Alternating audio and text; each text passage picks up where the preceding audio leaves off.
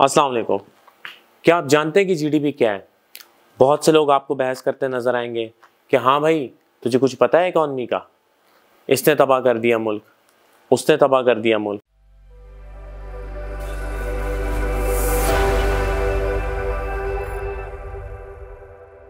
तो आज हमारी न्यू सीरीज नॉलेज फैक्ट्री में हम लोग डिस्कस करेंगे फंडामेंटल ऑफ इकोनॉमिक्स, जीडीपी को। जीडीपी मतलब ग्रॉस डोमेस्टिक इनकम।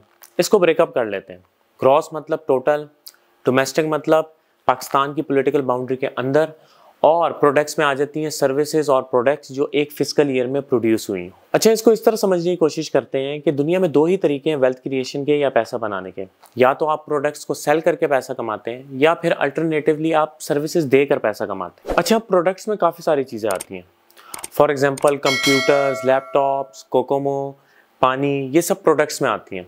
या फिर अल्टरनेटिवली आप इनकी जगह सर्विसेज देते हैं, जिसमें teachers, doctors, lawyers, accounting firms, consultancy firms, ये सब उसमें आते हैं। अच्छा, अब इन सब प्रोडक्ट्स की वैल्यू को और सर्विसेज की वैल्यू को जो एक फिस्कल ईयर में प्रोड्यूस हुई हैं या दी गई हैं, इन सबको प्लस कर दिया जाए तो ये मुल्क की जीडीपी कहलाएगी। अच्छा, ये वैल्यू क्या है? मतलब प्रोडक्ट की वैल्यू क्या है या सर्विस की वैल्यू क्या है? इसको इस तरह समझ लेते हैं कि फॉर एग्जांपल प्रोडक्ट के केस में अगर आप एक सुपर स्टोर जाते हैं और वहाँ से पेप्सी का टिन खरीदते हैं जिसकी कीमत 50 रुपये है, तो मतलब उस प्रोडक्ट की वैल्यू है 50 रुपये।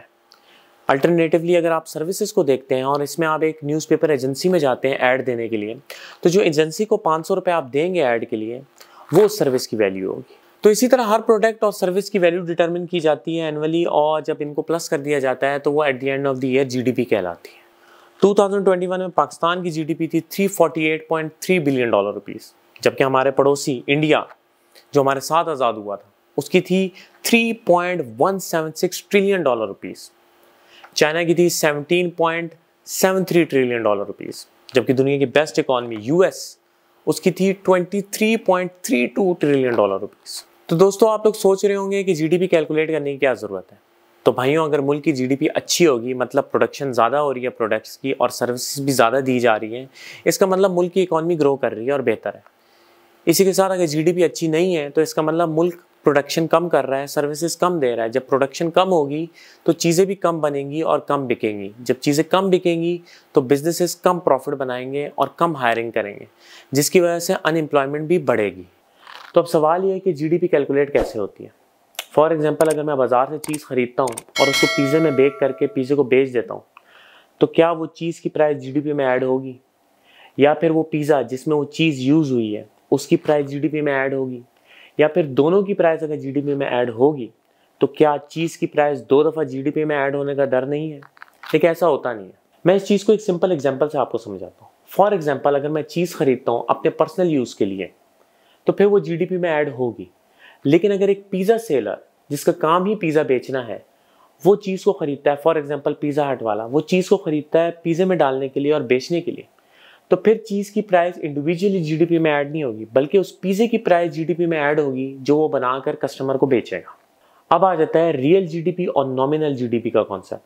आसान लफ्ज़ों में जीडीपी दो ही तरीक़ों से बढ़ती है। नंबर 1, अगर ज़्यादा प्रोडक्ट्स बिकें और ज़्यादा सर्विसेज दी जाएँ और उससे जो जीडीपी इंक्रीज़ हो, उसको आप कहेंगे रियल जीडीपी।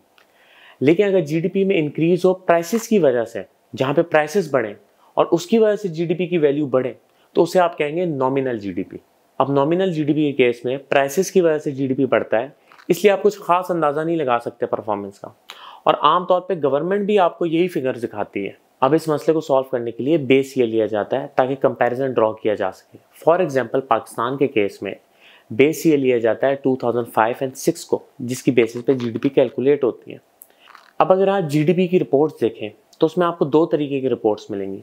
एक जीडीपी एट कॉन्स्टेंट प्राइसेस और दूसरी GDP at current prices. Constant prices के केस में जीडीपी के लिए बेस ईयर लिया जाता है 2005 और 6, और जीडीपी एट करंट प्राइसेस के लिए बेस ईयर लिया जाता है करंट ईयर।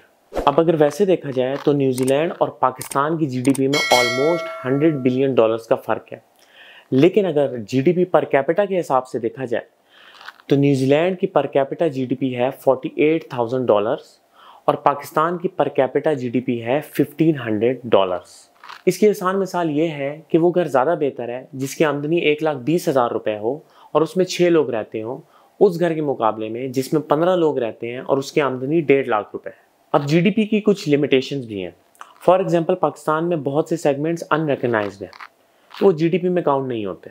अब पाकिस्तान में बहुत सी ऐसी कंपनीज हैं जो ना ही कोई प्रोडक्ट्स बनाती हैं, ना ही कोई सर्विसेज देती हैं। इनको आप शेल कंपनीज कहते हैं, जो कि मैक्सिमम पैसा लॉन्डर करती हैं मुल्क से बाहर। लेकिन गवर्नमेंट इनको अपनी जीडीपी कैलकुलेशंस में डालती है ताकि उनकी परफॉर्मेंस ज़्यादा बेहतर नजर आए। अब बहुत सी दफ़ा लोगों को कन्फ्यूजन होती है कि गवर्नमेंट हर कुछ अरसे बाद कहती है कि हमारी परफॉर्मेंस तो बहुत ज़बरदस्त है और गवर्नमेंट ने बड़ा अच्छा परफॉर्म किया, जीडीपी ऊपर जा रही है। लेकिन लोगों को कन्फ्यूजन ये होती है कि जीडीपी तो ऊपर जा रही है लेकिन हमारे हालात तो आज भी वैसी हैं, तो जीडीपी कैसे ऊपर जा रही है? इसकी छोटी सी एग्जांपल देता हूँ। जैसे कोविड के ज़माने में प्रोडक्शन बिल्कुल डाउन हो गई थी और जीडीपी बिल्कुल नीचे आ गया था, तो जब उसके अगले साल में उन्हीं क्वार्टर्स में कंपैरिजन होगा सेकंड एंड थर्ड में, तो अगर थोड़ी सी भी प्रोडक्शन बढ़ जाएगी तो वो बहुत बड़ी भी प्रोडक्शन लगेगी, क्योंकि कंपैरिजन हमेशा क्वार्टर वाइज होते हैं। अगर सेकंड क्वार्टर है तो सेकंड क्वार्टर का सेकंड क्वार्टर से कंपैरिजन होगा और थर्ड क्वार्टर का थर्ड क्वार्टर से कंपैरिजन होगा। तो अगर कोविड के ज़माने में प्रोडक्शन बिल्कुल बंद थी सेकंड और थर्ड क्वार्टर में, और उसके अगले साल में प्रोडक्शन ज़रा सी भी बढ़ गई, तो उसकी वजह से बहुत ज़्यादा ग्रोथ नज़र आएगी जीडीपी में। फॉर एग्जाम्पल, अगर सेकेंड क्वार्टर में जीडीपी था कोविड के ज़माने में 100 और उसके अगले साल में जीडीपी था उसी क्वार्टर में 106, तो ग्रोथ फैक्टर होगा 6%। तो दोस्तों आज के एपिसोड में इतना ही। उम्मीद करता हूँ आपको इन्फॉर्मेशन अच्छी लगी होगी। अपनी राय का इज़हार नीचे कमेंट बॉक्स में कीजिएगा। इंशाल्लाह नेक्स्ट वीडियो में मुलाकात होगी।